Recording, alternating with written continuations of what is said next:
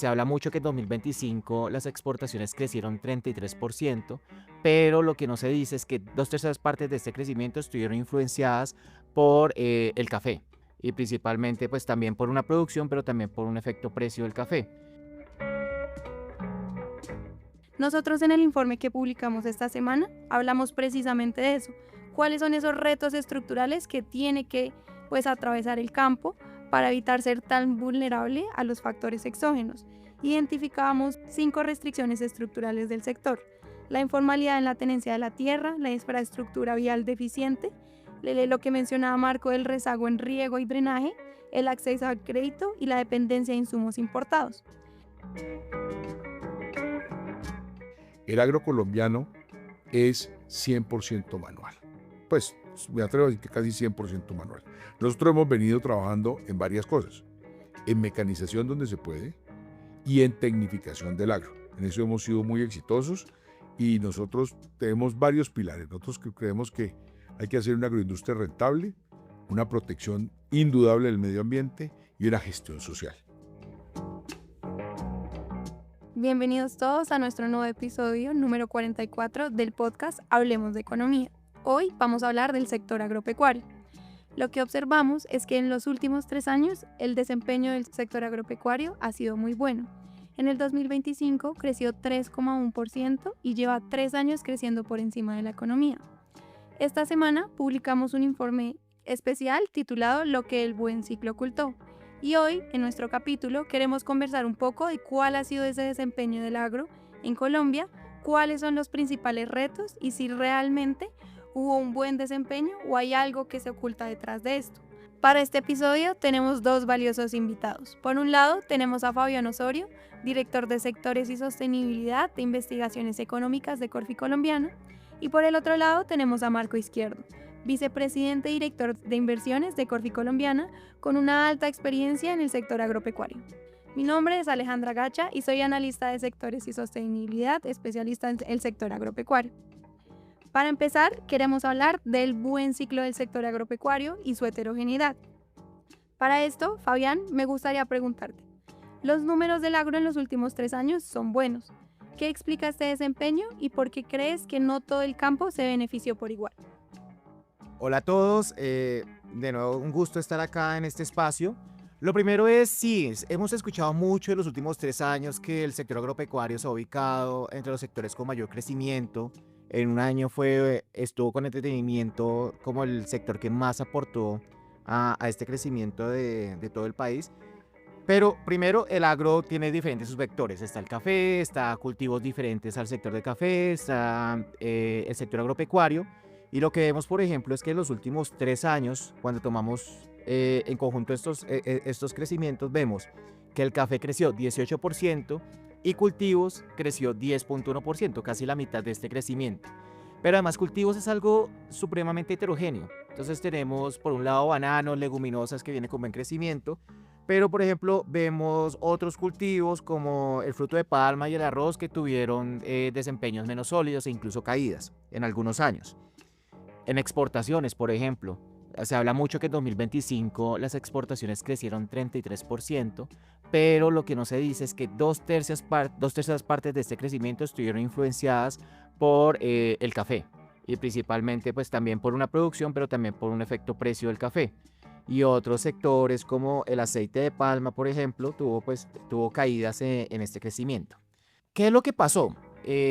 Pues mucho se habla, por ejemplo, no, que las políticas públicas asociadas a ese sector llevan a este dinamismo, pero lo que identificamos en este informe es que realmente hay factores coyunturales que están explicando esto. Por ejemplo, en el café, unos precios internacionales que se fueron a máximos históricos. O por ejemplo, el clima. Veníamos de un fenómeno del Niño y que el clima no estaba en terreno neutral. De hecho, no sé si te acuerdas, tuvimos racionamiento de agua justamente porque las reservas hídricas se habían caído y 2025 fue un año en el cual ya el clima se niveló. Veníamos también de unos insumos internacionales, de unos precios de insumos internacionales en niveles altos tras el conflicto entre Rusia y Ucrania y se iban corrigiendo y pues no es lo mismo no es lo mismo operar con unos insumos al doble o al triple de su promedio histórico a estar en un promedio histórico. Entonces se conjugaron estos tres factores y afectaron y beneficiaron a algunos de los cultivos, no a todos, como ahora nos los va a comentar el doctor Marco.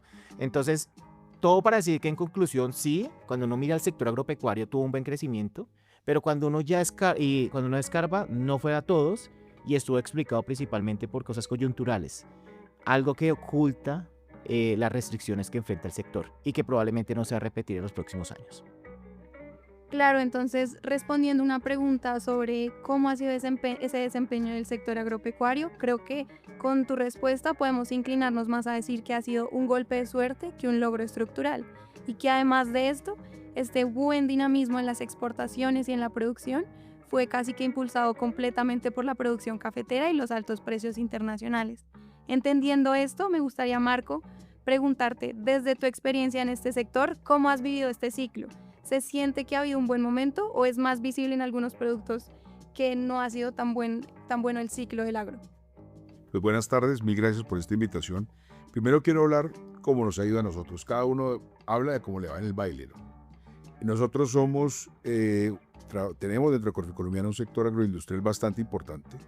Tenemos un hectareaje bruto de cerca de 27.000 hectáreas, las cuales están repartidas en tardío rendimiento, con cultivos tales como la palma y el caucho, y en semestrales, pues somos arroz, tenemos ganadería, semillas, bioinsumos, etc.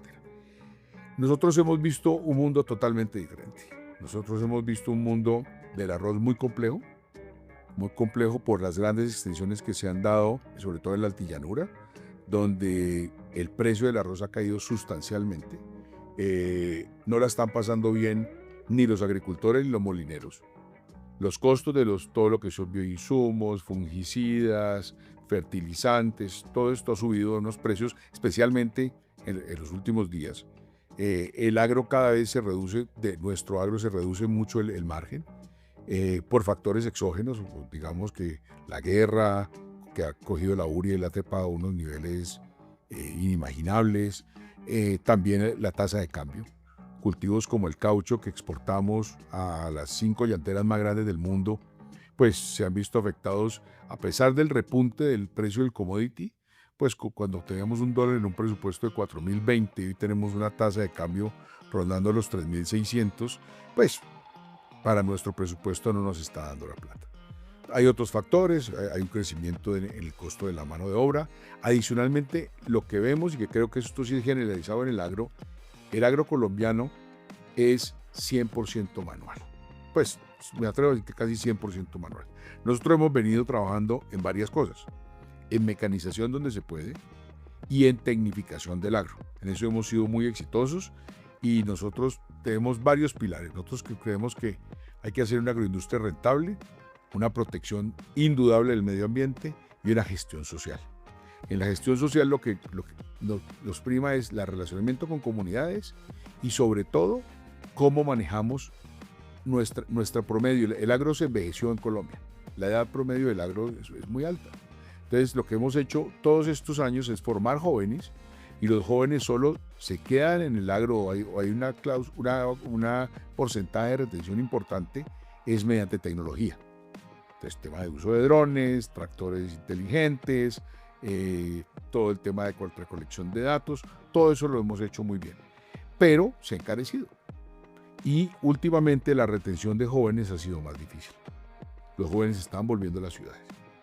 Entonces el agro está quedando con un problema muy complicado que es mano de obra. Hay veces, si les pongo un ejemplo, en el llano, si la cosecha de arroz no da, se prefiere dejársela a las vacas como alimento de animales que llevarla, porque llevarla solo hasta el molino están perdiendo plata. Entonces, desde el punto de vista de nosotros, ha sido unos años difíciles, no este año, sino 2 años atrás, por múltiples factores. Los hemos venido trabajando, o sea, sobre todo porque nosotros tenemos una responsabilidad de que tenemos más de 1.200 empleos generados. Entonces tenemos que cuidar más de 1.200 personas y familias. Tenemos también que cuidar, generar caja para proteger más de 3.000 hectáreas y casi 6 millones de árboles que tenemos en árboles sembrados. O sea, es un tema muy importante. Nosotros hemos venido trabajando, como les digo, en temas de automatización, en temas de tecnología, y sin embargo no se ven cambios importantes en los márgenes. No se ven por factores del commodity, por factores de la tasa de cambio, por factores de un crecimiento o una disminución de áreas sin planeación. O sea, cuando el precio está bueno, la gente sale y siembra a unos precios de alquiler de tierras que no dan, sino bajo ciertas condiciones muy especiales. Entonces, esto está, digamos, minando la capacidad de las compañías, no solo en términos de márgenes, sino también en términos de caja. El agro es un sector que requiere compra y actualización permanente en la medida de protección de los márgenes. Yo creo que no sé si te respondo la pregunta con... Sí, no, gracias. Me llama mucho la atención lo que mencionabas al inicio, de que pues hay algunos productos que enfrentaron un mundo distinto y tuvieron restricciones adicionales, y en particular lo que mencionabas de que hay factores exógenos que están afectando al agro. Yo creo que eso es muy importante porque eso nos muestra precisamente lo que hablábamos al inicio. En los años anteriores algunos productos tuvieron un buen desempeño también por factores exógenos, un buen clima, buenos precios internacionales, pero en 2026 justamente eso es lo que se está revirtiendo y pues deja a la luz que el sector agropecuario está muy expuesto a lo que pase en el exterior, ¿no?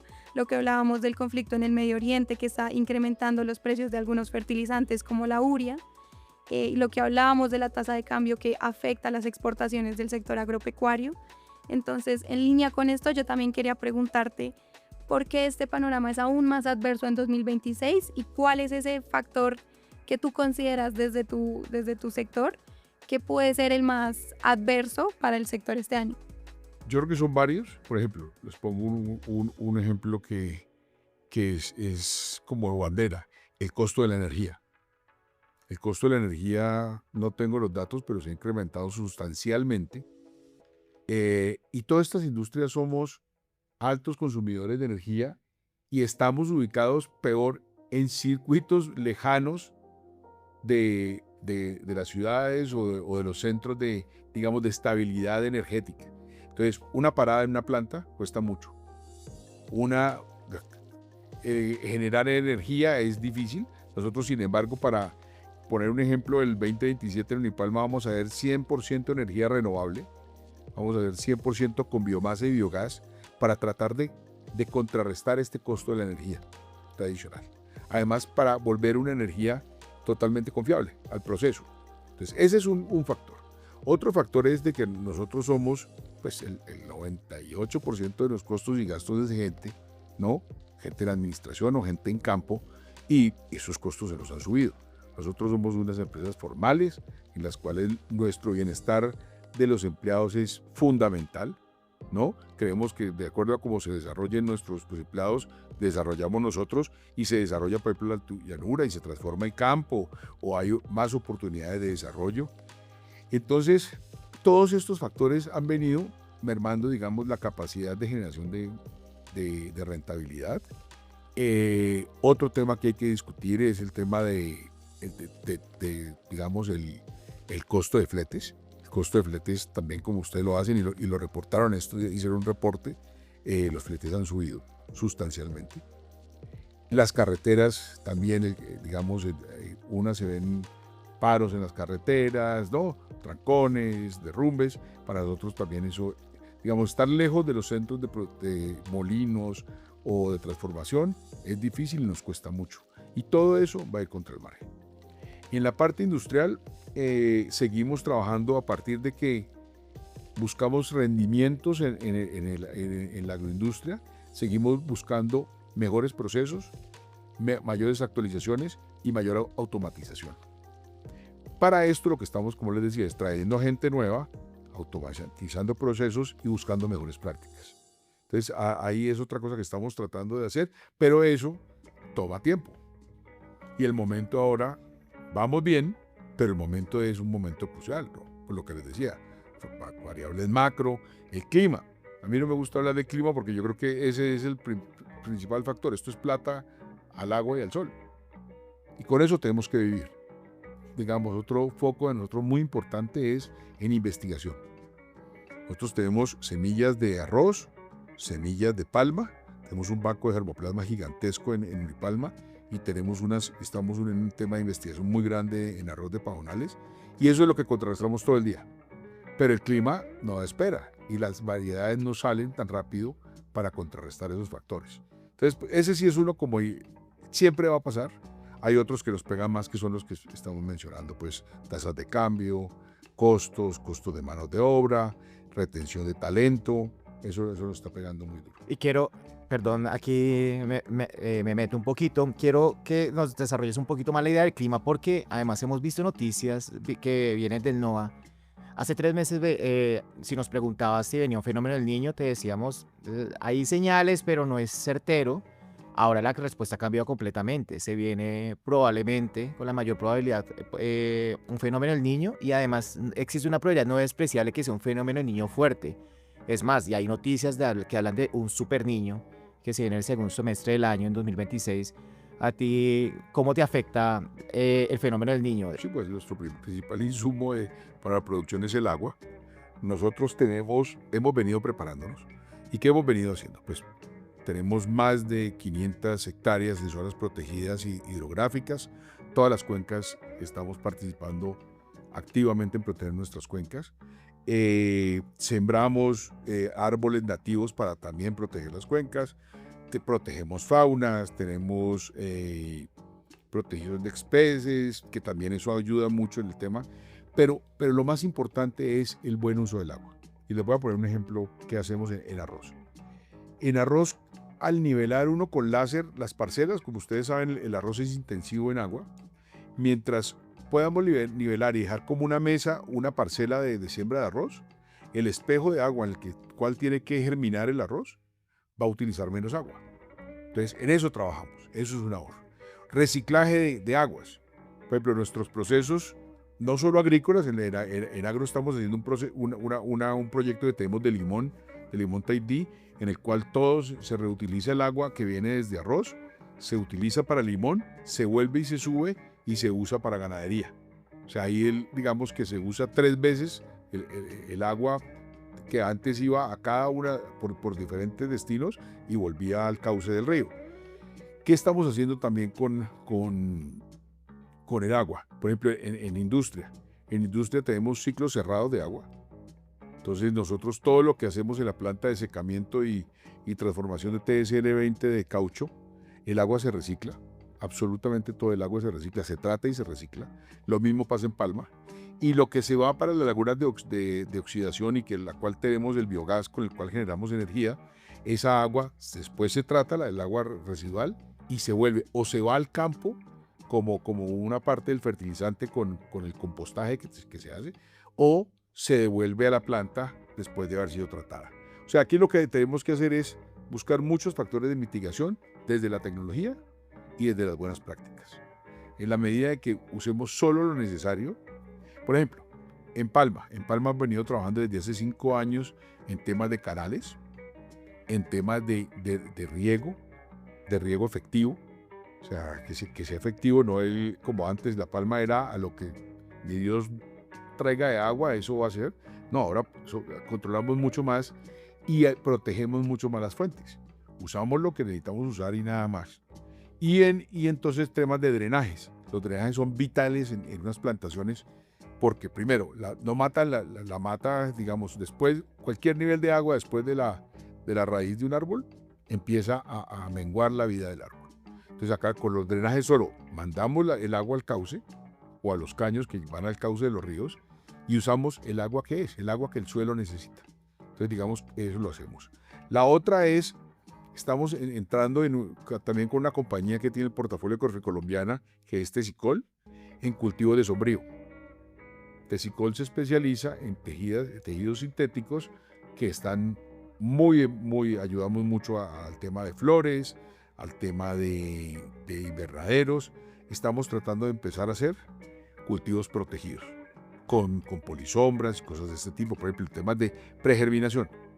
Una meta que tenemos para el arroz es poder hacer pregerminar todo como en unos tapetes como una especie de tapetes pregerminados y después pasarlos al campo ya fortalecidos, pregerminados, pasarlos al campo mediante una tecnología que hay, que estamos tratando de aplicar, y eso le va a dar, ya viene una mata robusta, con cierta adaptación al clima, con los nutrientes que necesita, a un ambiente que a pesar de que puede ser, digamos, hostil, está mejor preparada.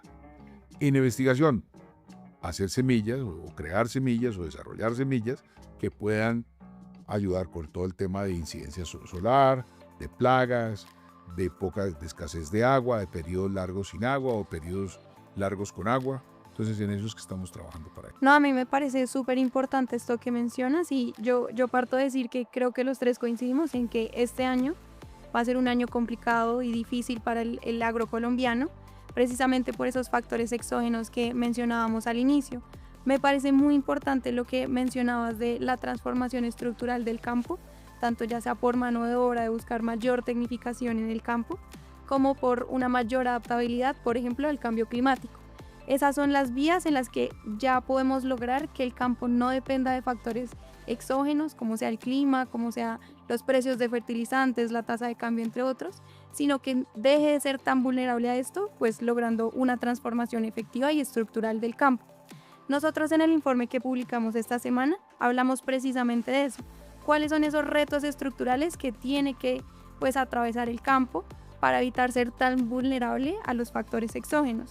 Identificamos 5 restricciones estructurales del sector: la informalidad en la tenencia de la tierra, la infraestructura vial deficiente, lo que mencionaba Marco del rezago en riego y drenaje, el acceso al crédito y la dependencia de insumos importados. En este sentido, Fabián, me gustaría preguntarte cuál de estas 5 retos que nosotros observamos para el campo te parece el más crítico y por qué. No, la verdad, escoger uno de ellos y decir que ese es el más grave es muy difícil, sobre todo porque todos están interrelacionados. Déjame te pongo un ejemplo. Por ejemplo, la informalidad de la tenencia de la tierra. Según la UPRA, más de la mitad de los predios rurales no tienen título, y si tú no tienes ese título, tú no puedes llegar a pedir un crédito. Y para, digamos, el sector formal, los ejemplos que daba Marco, hay empresas que sí pueden hacer algunas cosas, pero un pequeño agricultor que no tiene su título y que no tiene los recursos para llevar a cabo estas mejoras, pues ahí ya tienes una limitación importante que está afectando al sector. Lo segundo es la deficiente infraestructura vial. Marco ya nos dio varios ejemplos, pero solamente el 10% de las vías terciarias están en buen estado y es difícil llegar a la finca, es difícil llegar al terreno donde se está produciendo y los costos de transporte son importantes. Además, según Colfecar, en 2025 tuvimos más de 2.000 paros. Entonces, esto encarece los costos de transporte y eso lleva, por ejemplo, a que, como bien decía Marco, muchas veces la producción incluso se pierda, o no se pierda, no se comercialice y se tenga que destinar a otros usos agrícolas. Tenemos el rezago en drenaje. La Contraloría dijo que solamente el 6% ha sido intervenido del potencial que tiene el país. El crédito es supremamente importante. Ahorita me gustaría preguntarle a Marco sobre eso. Y lo último es, pues tenemos en Colombia que el 75% o incluso más de los insumos son importados. Y esto, pues sin duda alguna, con el conflicto que se está viendo en Medio Oriente, elevará los precios y los mayores costos. Y aquí me salto, Alejandro, para preguntarle directamente a Marco, ¿cómo estás viendo este contexto de tasas altas para el sector? Es difícil, es muy, muy difícil, porque estamos viendo muchos factores a la baja que hemos hablado durante este podcast mucho. Pero yo creo que un factor aparte, combinado a las tasas, son los plazos. Tenemos que hacer entender, digamos, a los financiadores del agro cómo el agro se comporta. Hay cultivos semestrales que muchos necesitan por la cosecha y después se pagan créditos de capital de trabajo que los afectan muchísimo las tasas altas. Pero hay proyectos de tardío rendimiento que, para ponerte un ejemplo, uno primero hace los viveros, para no poner un cultivo en específico. Uno primero hace los viveros, prepara la tierra, después trasplanta, después empieza un crecimiento hasta que el árbol empieza a producir y llega después unos años a su, digamos, potencial de producción y de ahí se va. En Colombia no hay créditos, o es muy difícil conseguir créditos a 15 años o a 20 años. O sea, es bien difícil. Y cuando uno va a otras entidades, digamos, o externas, o no sé, a algunas otras, es más caro todavía por el tomar ese riesgo de tantos años es muy caro. Entonces, aparte de una tasa alta, el riesgo que toman, el premio que nos ponen por tomar ese riesgo es alto. Entonces yo lo que diría es crear como una conciencia de cada cultivo o cada parte del agro, qué es lo que necesita, cómo lo necesita y adaptar líneas de crédito para eso, ¿no? Con sus garantías, con todo, lo más robustas que se puedan, pero la palma no necesita un mismo crédito que lo necesita el arroz, o que necesita el café, ¿no? O que necesita la industria agrícola. Entonces, por ejemplo, muchas veces un molino necesita plata de capital de trabajo porque el molino en principio de la cosecha financia al agricultor a través de bioinsumos, o insumos, lo que sea, semilla, y después recoge la caja. Entonces, en el agro hay como toda la gama de posibles modalidades de crédito. Yo creo que esa es como una educación que se debería hacer y tener conciencia de qué crédito le hace el FID a cada parte del agro. Pues hace un momento que me gustaría profundizar un poco más. Tú nos contabas que hoy en día se está volviendo más complicado conseguir mano de obra en el campo y que por eso mismo se han iniciado procesos de automatización o mayor inversión en tecnologías en el campo precisamente para atender a esta problemática que pues se evidencia en el campo, o sea, los datos lo muestran. Hoy solamente el 14% de los ocupados del sector agropecuario son jóvenes. En unos años esto va a ser aún más complicado debido al acelerado envejecimiento de la población colombiana. Entonces, en este sentido, ¿cómo abordar esta problemática? ¿Cuál es la mejor manera de traer jóvenes al campo? Mira, te voy a contar una experiencia que tuvimos cuando empezamos el proyecto de caucho, que fue traer familias jóvenes al campo. Y aquí lo que hicimos fue traer del Valle del Cauca familias jóvenes con un niño o dos niños, esposo y esposa.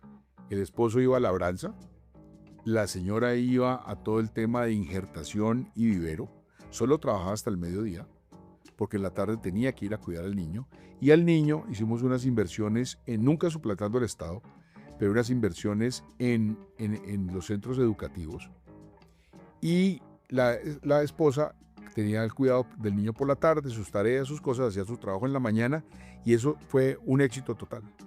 Tanto así que se crearon algunas poblaciones alrededor de las plantaciones nuestras de caucho. Y hoy en día, toda esa gente que fue como el capital humano semilla, hoy son la gente que maneja el cultivo. Unos, si bien en planta, que nos ayudaron gigante, en una manera impresionante, al tema de certificaciones con las llanteras, porque era gente que conocía todo el proceso desde atrás, desde el génesis del cultivo.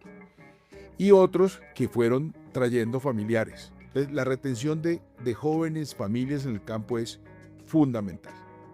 Uno no puede pedirle a un joven que haga una labranza tradicional.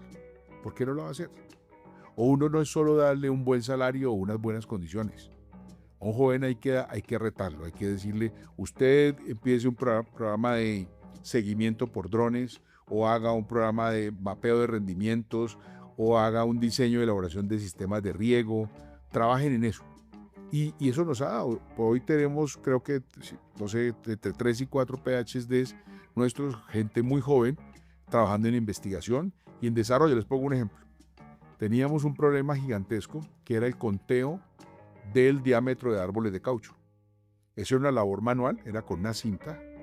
Y un joven que estaba encargado de riesgo apoyar con drones, dijo, yo puedo generar en la cámara un archivo que mida el diámetro del árbol, y ese diámetro da la potencialidad del látex que va a producir el árbol. Es un dron que vuela sobre las calles del cultivo de caucho, y por ejemplo, si el árbol no ha llegado al tamaño, dice qué tamaño tiene, todavía no está listo para sangrar, y si el árbol no se desarrolló, no lo cuenta, para no generar una distorsión en el conteo de árboles y potenciar producción. Entonces, eso se hace cuando se retiene gente, se les da potencial o capital para investigación. Con nosotros automatizamos todo el tema de generación energética con biomasa para la planta de Unipalma. Eso se hizo in-house, y hoy en día podemos ver desde el celular cómo está funcionando no solo el proyecto de generación de biomasa o el de biogás, sino cómo está toda la planta de extracción de aceite, cómo está funcionando las calderas, cómo están funcionando los tanques por ejemplo, los tanques de almacenamiento tienen un problema que es la acidez del producto. Eso ya se puede controlar, automatizar y recibir en el celular. Me parece muy importante, como ya nos cuentas de tu experiencia y desde las empresas de Corfi Colombiana, cómo se está trabajando en lograr un cambio estructural en el campo. En este sentido, en nuestro informe nosotros también consideramos que va a haber esa transformación del campo y proponemos 4 ejes de transformación, los cuales definimos el primero como la tecnificación, que como lo mencionábamos es volver el campo más, automatizar procesos, inversiones en tecnología. El segundo, el institucional. El tercero, la infraestructura vial, que como mencionaba Fabián hace un momento es bastante deficiente en las vías terciarias del país hoy. Y cuarto, la resiliencia o adaptación frente al cambio climático. En este sentido, Fabián, me gustaría preguntarte, ¿por dónde hay que empezar si el próximo gobierno tuviera que priorizar una de estas transformaciones? Bueno, muy buena pregunta. El campo tiene un alto rezago. Vemos, claro, cifras de crecimiento de valor agregado, pero hay expertos y hay cifras que muestran que la productividad del sector agropecuario, el sector agrícola, pues se ha mantenido estancada. Y si nosotros queremos transformar un sector, tenemos que aumentar la productividad a nivel global. Y para eso, pues hay que hacer políticas, hay que generar programas, hay que generar medidas. Lo curioso es que realmente el presupuesto, la ejecución de la inversión del Ministerio de Agricultura ha sido muy poca, el 40% en 2025, y es difícil, pues desde las políticas públicas, incentivar este crecimiento. Ahora, ¿dónde está el mayor rezago? Primero, lo que decía Marco, lo de adopción de tecnología e innovación. Sobre todo, esto es algo importante para todos los sectores, pero especialmente un sector que se va afectado por el envejecimiento de la población. Ahí es donde más tenemos que innovar y donde es más difícil, porque muchas tareas son difíciles de reemplazar por la mano de obra. Lo segundo es, para mí, la infraestructura vial.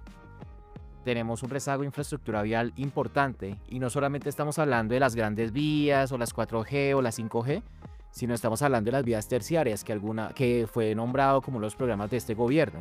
Caminos Comunitarios para la Paz, por ejemplo, solamente tiene una ejecución del 30% para todo el cuatrienio.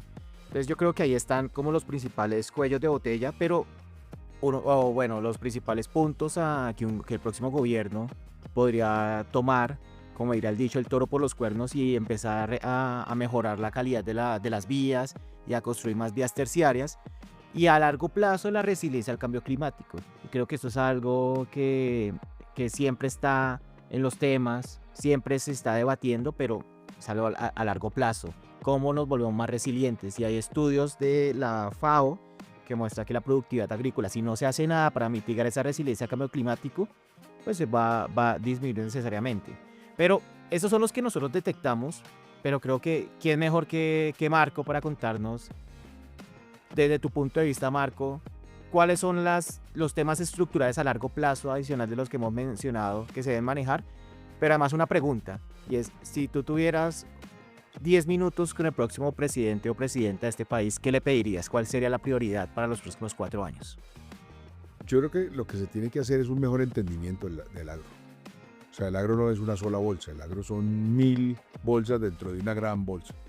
Y yo lo que haría es tratar de coger varios frentes, manejarlos o prepararme para manejarlos y manejarlos. O sea, no es que vayan al agro a generar cultivos ni nada, es poder ver cuáles son las necesidades de cada uno. La necesidad del café no es la del arroz no es la necesidad del caucho o de la palma o de la caña. Yo creo que todo tiene que ser es un mejor entendimiento y generar unas mejores condiciones. Por ejemplo, un tema que hay que fomentar desde el gobierno es el relacionamiento con comunidades. Nosotros tenemos una comunidad indígena al lado nuestra, que es los Guacoyo, y no se imagina, el 70% de los indígenas Guacoyo de este resguardo que tenemos cerca trabajan con nosotros. Tenemos con las mujeres Guacoyo un proyecto de apicultura que ha resultado genial, porque han tenido un ingreso adicional en las familias. Los indígenas Guacoyo, digamos, en su formación, son los tractoristas y empleados insignes. Entonces yo creo que al gobierno hay que decirle, hagamos un entendimiento mejor del campo, demos las condiciones. Yo estoy de acuerdo con todos los puntos que acabas de mencionar, pero eso es un mejor entendimiento del campo. ¿Y qué necesita? O sea, tenemos una zona como la altillanura, que es la despensa no solo de Colombia, sino del mundo. O sea, está todo listo para hacerse. Necesitamos vías, necesitamos acceso a puertos, necesitamos infraestructura, necesitamos poder crear zonas, digamos, acueductos para la gente, bienestar para la gente. Y yo creo que la gente con bienestar, con una proyección importante dentro de una compañía, con una estabilidad económica, el agro saldrá adelante. O sea, sin duda, sin duda. Vale, no, gracias. Entonces, en ese sentido, yo me gustaría como hacer un pequeño resumen de lo que hablamos hoy y de que lo que observamos es que el crecimiento que tuvo en años recientes el agro colombiano fue explicado principalmente por factores coyunturales o por, si lo queremos llamar, un golpe de suerte, más que una estrategia encaminada a aumentar la producción en el campo o a fortalecer el campo colombiano. En ese sentido, lo que pues coincidíamos acá los tres y lo que hablábamos es que el campo necesita una transformación estructural para que el crecimiento sea una estrategia pues encaminada precisamente a aumentar la producción y no un golpe de suerte o un factor coyuntural. Los invitamos a todos a leer el informe que publicamos esta semana, Lo que el buen clima ocultó, para conocer un poco más de esta perspectiva de cómo transformar el campo colombiano y cómo hacerlo uno de los sectores más importantes de la economía colombiana, dado su potencial. Además, agradezco a Fabián y a Marco por su valiosa participación en este episodio.